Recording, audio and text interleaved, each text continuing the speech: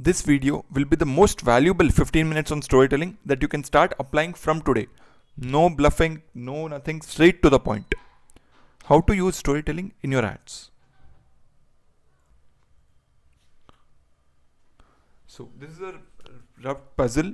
Let's get started. So preface. These are not just my learnings. Some are experience based, some I've gathered from other sources. So let's get started. So before the hook, how to use storytelling. Number one, frame your story around transformation. Here you're trying to give a promise to the customer, as in before you're trying to create the hook, when you're in the storytelling building phase, try to find out what is the transformation you're promising in the whole video. For example, for skincare brand, I can say from acne to no acne. That's the transformation I'm promising. Always start your video with the transformation that you're promising. Number two, without transformation, you can say that our skincare cream contains aloe vera and vitamin E. So with transformation, meet Sarah, a busy mom who struggled with dull skin and now she has clean, even skin. So that is the kind of thing here. Number two, every video ad with good storytelling follows the PAM framework. What is a PAM framework? It means product, P for product, A for audience, M for message. For example, there is a product says footwear. Now all the three things which are PAM should align for the customer to feel the ad is relevant to him and the product is relevant to him. If I'm talking to a customer who is going to office, I'm selling a footwear, there I'm talking about how the footwear remains breathable even when you wear it for long hours. Whereas if you're marketing to an audience who are saying travel, my message changes. I say them about how the footwear is compact and light because they will have to carry them elsewhere and they will have to tread long paths. That is why it is critical to align all PAM when you're marketing a particular product so that the audience feels relevant of the product. Next, start with an end emotion in mind when you're trying to create a storytelling. Start with what is the end emotion you want to convey to the brand or to the customer. Now what emotion to convey depends upon your category. Pick the strongest emotion in your category. For example, in skincare, your strongest emotion can be being happy or joyful, or in apparel, it can be about standing out, which means respecting, getting the social status high. That is the strongest emotion that category conveys.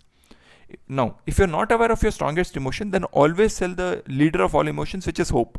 Every product is selling you hope of looking better, hope of looking good, hope of smelling better. So everything is selling hope. If you're not aware of your strongest emotion, just use hope as a transformation, and that should be the main end emotion that needs to be conveyed. If I just see the video, it should give me hope. For example, if I see the transformation of acne to no acne, it should give me hope. That's the kind of storytelling that needs to be there. Now, how do we do it? We'll come to that. Stick around. So category can be insurance. Here, end emotion can be relief and hope. I need to be relieved because I am ensuring my family stays well and everything happens even if something happens to me. So that is the kind of thing that is being said when you're trying to convey an emotion of relief and hope. That should be the criteria. Now, focus on the transformation part. Now, whenever every good video ad follows these principles. He has this X. He has to achieve X.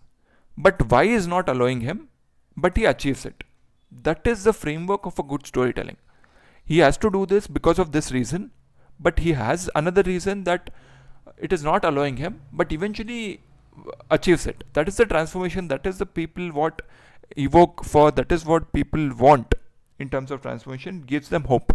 Every storytelling framework, even a good video ad, follows this, saying that this is someone who has acne, but she tried multiple products, but now she is able to cure her acne. Like that should be the transformation you should be conveying even in your video ad. Now, what should be done in the hook to improve the storytelling part? Start with conflict and not context, because context might build some amount of good customers, but if you start with conflict, you can attract more and more audience. So, for example, without conflict, I can say that introducing our vacuum cleaner, it's designed with advanced technology. But with conflict, what I can say is, tired of fighting with that old vacuum every time you clean? You're not alone. Most people are struggling with outdated models until now. I'm creating a conflict of what is before and what is after. Conflict is nothing but this should happen, but this has not happened. This has happened now. You assumed that when you bring a vacuum cleaner, everything will be good, but it is now bulky and old and everything.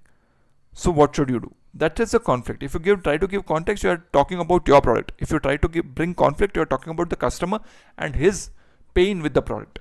That should be the criteria to try to create a good hook. Then focus on framing and not on hooks. More than hooks, actually.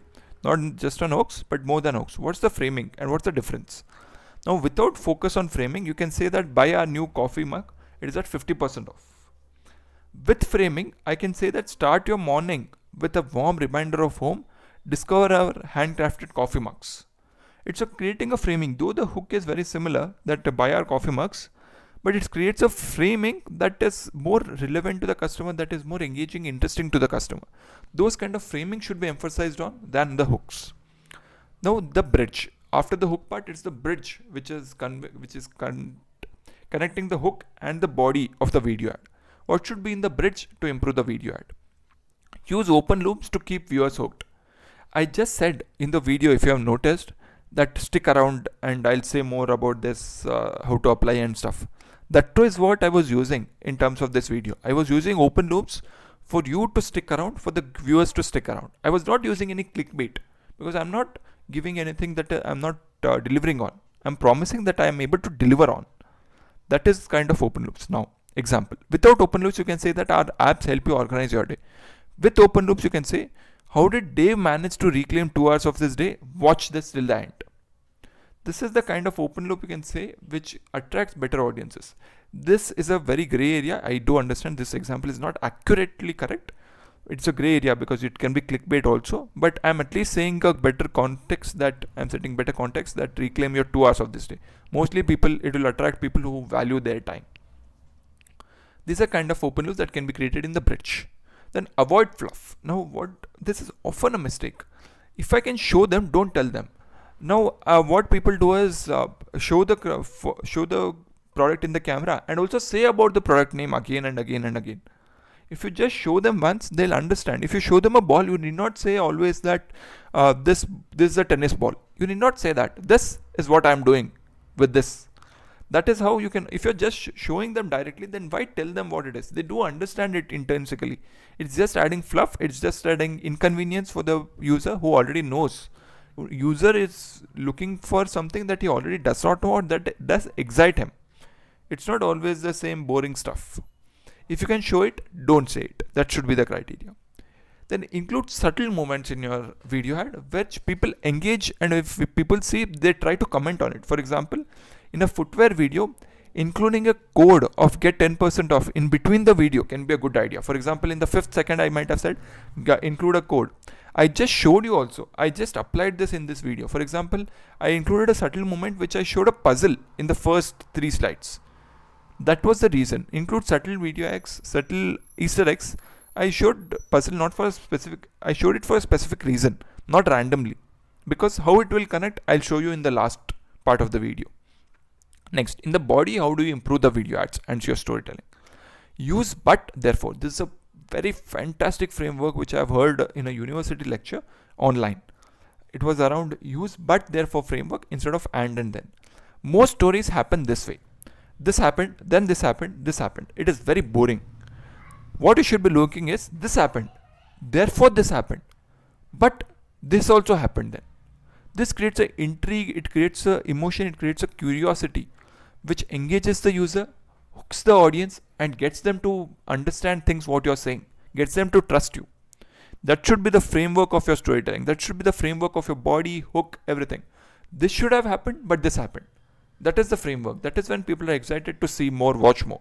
This, if you just see Mr. Beast's video, it will be about this. He's rising the stakes high and then saying that this should have happened, but this has happened. This is what all Mr. Beast videos are about, at least the recent ones. Don't reveal everything. Let them fill the gaps. Don't think of your customer as a 2-year-old boy or girl. He's a grown-up man or woman who is logical, who is rational, who is emotional, everything is there. So don't try to reveal everything. If you have seen the classic Fevicol ad, they never say that this gum sticks. They show it and the consumer understands that, oh, I get it what this person is saying, I get it what this video is saying. That should be the framework, or that should be the click in the minds of consumer. Instead of saying, it should leave them with, okay, I get it. it creates an engagement with the audience between your video and the audience. Because engagement is memorable. If you can say them, they might not remember it. If you can show them, they might still not remember it. But if you can engage them, they will remember it. That should be the criteria. I get it, should be the criteria of creating better engagement between your video ads. Then use metaphors, they are memorable. For example, to explain things, instead of using this is skincare cream, this is smooth texture and everything, you can explain this way. Without metaphors, I can say that our software optimizes for team productivity. But with metaphors, I can say that our software is like a declutter for your workflow. Oh, I understand this just better. I really understand this now very, very better. Saying that, oh, it declutters my workflow. If I just said, okay, productivity is optimizes, every brand claims that or every software claims that. This is decluttering my workflow. It is reducing my pain. That's the kind of metaphors. Here, metaphor is declutter my workflow. That's the kind of metaphor. Then create relatable characters and not the perfect ones. You'll have to be authentic and to be interesting. You'll have to create relatable characters who are not perfect, because humans are not perfect. They are not looking for perfect in social media, at least. So without relatable characters, you can say about experience a flawless shave with our razor. But with relatable characters, I'm really sorry, what is happening? Characters, I'm saying, Tom tried everything to get a clean shave, disposable razors, but he even nicked himself countless times. Then he found this razor. This creates better context and conflict also that he is having with the existing razor. And you're not showing a flawless skin, you're showing a relatable skin for the audience. Next, use short sentences. I am guilty of using long sentences, especially in new videos. But stick to one thing, both visually and with voiceover. If you're saying about the product benefits, then show them just about the benefits. Don't tell them anything else, or don't show them anything else that is a deviation from the product voiceovers, from what you're saying. Both hand, eye and ear coordination should go hand in hand. Then the end of the video, how to use storytelling in that. Reiterate the promise. What is the transformation you started the preface with? What is the transformation you hooked the audience with? Reiterate that, saying that I have delivered on that promise. See, I have delivered. I said I'll go 24 hours into this. I have delivered on that promise. That's the promise, or that's the satisfaction that people get even from Mr. Beast videos. Then big emotion and big takeover message should be critical. For example, it reiterated on insurance as something that is relief and hope based emotion. So reiterate that and show them that hope and relief in the end. That will be the takeaway message, because what people remember is the start and the end, not necessarily the middle. It's the messy middle there. So end on a high note, start on a high note. People will remember you better. Next, use the promise and payoff. So you have promised in the hook, then payoff in the end. That should always be there. If your ad starts with the promise of transforming the viewer's daily routine, then the end should also demonstrate the transformation. It should be tangible result which users can connect to and make it trustable. It should not be that you're promising X and you're delivering on Y, which is very, very below par, below X. Focus on visual closures. These visual closures hooks the audience because it becomes memorable. Instead of saying something, try to close your video on visually. It creates a more memorable effect with the audience. Tip, use a strong visual element at the end that reinforces image. If I can show a video of an insurance the family being happy and relieved, in the end, it creates a very, very strong sense of connection and better sense of memorability for the brand. Now this is complete. This is what I was referring to. I started with the wrong puzzle. Now this is a complete puzzle which is already complete now. This is what I was referring to when I said about Easter eggs. Thank you for watching.